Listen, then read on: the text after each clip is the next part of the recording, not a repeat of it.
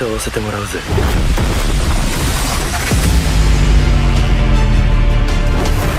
The Anime Mentor. What words or descriptions come to your mind when hearing that set of words? Perhaps someone who serves as a hero's guide and best friend, or maybe the sacrificial lamb to make some villain look oh so powerful. Whatever the case may be, we can all agree on one thing.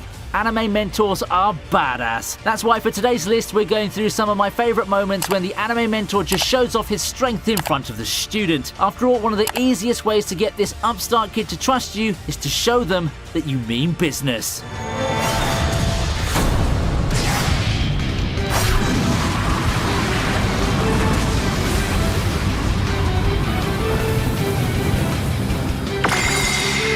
Hunter x Hunter is one of my all-time favourite shows, and while the first person most fans would think of when it comes to mentors is Biscuit, I feel like Kite's pretty underrated. One of the most cold-hearted mentors in the series, Kite showed his mettle when he leads the team into battle against the Chimera Ants. Running into the Hagio division, Gon and Killua get tested through individual battles against the enemies. For Kite, all he needs is his scythe, and the entire division gets wiped out in one fell swoop.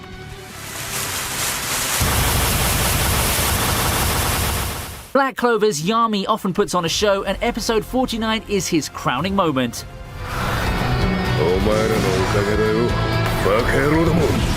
Among the shonen mentors, I really like Yami because he gives off that rough edge. There are mentors who look badass, but Yami takes it a step further and shows how badass he was with Dark Cloak Dimension Slash. It's a power that's so strong that it's capable of cutting dimensions, dwarfing whatever Veto can throw at him. There's no kill the overkill, and seeing Yami just put this elf down in such a dominant fashion is a real thrill. Everyone just looks on in amazement at the power of their captain. They're in good hands, and as long as Yami is around, they know they can have someone to rely on while they strive to grow stronger.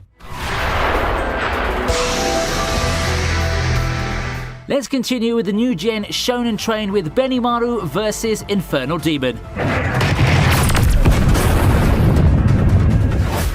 Quite the underrated moment right here, as Shinra and Arthur find themselves in quite the fight against the Infernal Demon. Who else should show up but Benimaru himself? To Benimaru, this fight is personal. With this powerful foe in front of him, he simply flexes his power while Shinra and Arthur watch on. Easily turning away the demon's attacks, Benimaru holds back out of concern for the town before deciding to take the battles to the skies. Here he finally gets a chance to obliterate the enemy with this awe-inspiring sun wheel. People have been applauding the sound direction for this scene, and I think that it does add to the moment so much. That bass alone is one of the most awesome and satisfying sounds you could hear from Fire Force, and it's the perfect complement to watching Benimaru nonchalantly take the enemy down.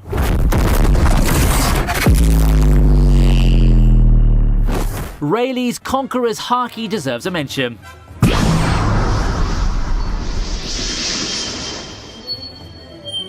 There's so much that you can do with so little. Do you believe that saying? You sure as hell can believe it after seeing Rayleigh's Conqueror's Haki in the auction house. Rayleigh, contrary to expectations, didn't have the most explosive entry at first glance, but the sheer mystery of his silhouette entering the scene more than makes up for it. It even feels quite ominous and all, and when he does finish his entry, all he needed was one Conqueror's Haki to clean house. There's just that sense of wonder, and I dare say dread in the character's expressions. There's that eerie feeling of, what the hell just happened? And it really kept the fans guessing when it comes to Rayleigh's true strength. Now that, my friends, is how you build hype with just one very pivotal moment. What an amazing debut for Rayleigh.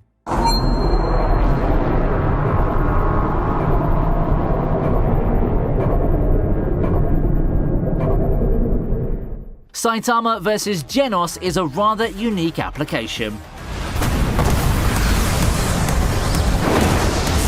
You see, while most mentors show off their power by fighting villains and enemies in front of their protege, Saitama and Genos do it quite differently. Instead of enemies feeling the full brunt of said mentor's power, it's Genos who offers to do it, wanting to see the extent of Saitama's power. This is a rather unique setup for a mentor showing his protege his power, but it works. I was a bit worried as to how the battle would drag on due to Saitama's one-hit KO gimmick and all, but we surprisingly got quite the entertaining performance that shows Genos' determination. This is a battle that clocks in at almost 5 minutes, which I think also serves as a testament to Genos' strength. It's a friendly spar with not a lot of high stakes, but it also gives us a taste of what the two could do to each other.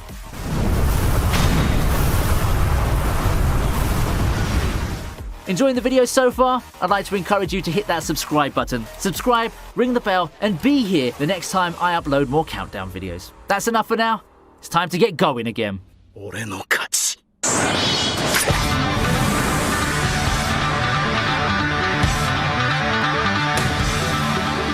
It's nice to look now once again where it all began. It's so refreshing after so many videos focusing on the final war arc in Madara, you know. For most of the series, we've heard of how great Minato was and all, but we've never actually seen that strength in action. That is, until the flashback arc, which shows us important groundwork on how the Nine Tails in Naruto came to be. Tobi, at this point of the timeline, was one of the most powerful characters around, and it showed in the battle. With all of his power, even Minato struggled to land a hit, but with some ingenious tactics and possibly the most epic Rasengan in the series so far, the fourth Hokage defies all odds and finally forces Tobi to escape. Coolest mentor and coolest dad? You get both in Minato. Not to mention being super smart too. Who else can devise a counter to the very overpowered Kamui on the fly? 油断も隙も契約封印これからキュービを引き離す気かこれでキュービはお前のものでなくなった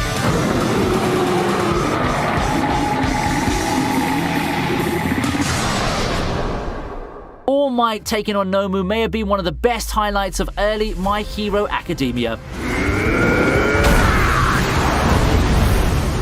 What a way to close out the first part of My Hero Academia. There's no bigger test for our heroes than an outright battle of survival against some of the toughest villains there is. And it seems like our heroes are in for certain doom until All Might arrives. In a way, this is pretty much just a punch harder fight. However, one can't overlook the emotions the scene evoked when put together. The build up to the actual fight together make a great moment. From All Might's appearance as a beacon of hope and how he just casually talks down and beats down the Nomu, it's just so satisfying. This is a scene that never gets old. I personally think that All Might has some scenes down the line that one up this in terms of awesomeness, but it's here where we first get a glimpse of how far ahead the world's symbol of peace is. He's pretty much Deus Ex Machina incarnate around this time, and his save remains one of my favorites from shonen anime.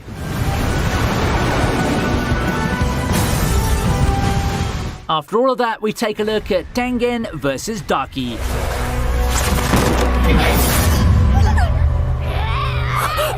One of the biggest moments of Demon Slayer's Red Light District arc gives us the Upper Moon Daki taking on the Kamado siblings. Yep, you heard that right. Nezuko finally gets a chance to shine as she engages in combat against one of the most powerful demons that the series has shown so far. And it's a fight that took everything from them. Even with Nezuko's awakened powers, the siblings still had their hands full dealing with Daki. In an epic battle that could have gone either way, the Kamados come out on top, but not before sustaining major injuries. The bad news, Daki's still ready to go for more. The good news, it opens for Tengen to come in and finish the job. I almost felt like adding this moment was cheating because Tengen just came in for the last hit, but considering that the siblings at full strength are unable to completely eliminate Daki, it just shows the difference in power between them and a pillar. Tengen's boast afterwards is pretty cool too. That's way too easy, isn't it?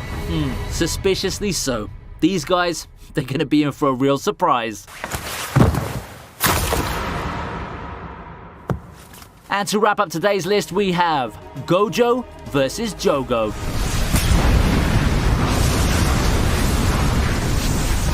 When I first saw Gojo, I knew we were in for something special. He has that whole laid-back and cool attitude along with the accolades to go with it. He made one hell of a first impression in the very first episode, and I knew that it was only a matter of time before he'd break out as one of the anime community's favorite mentor figures. And that he did when he and Yuji encountered Jogo. Jogo quickly goes on the attack and seemingly finishes Gojo off in one hit. However, the badass teacher brushes it off like nothing and proceeds to do the same thing to the next attacks that the curse can throw at him. When Yuji and he got caught in the domain expansion, it didn't even faze Gojo one bit. In what looked to be a very dangerous and deadly fight, Gojo casually breezes through it, flexing and turning this whole affair into a freaking tutorial session where he can teach Yuji more about domain battles. There wouldn't be a bigger mentor flex than that.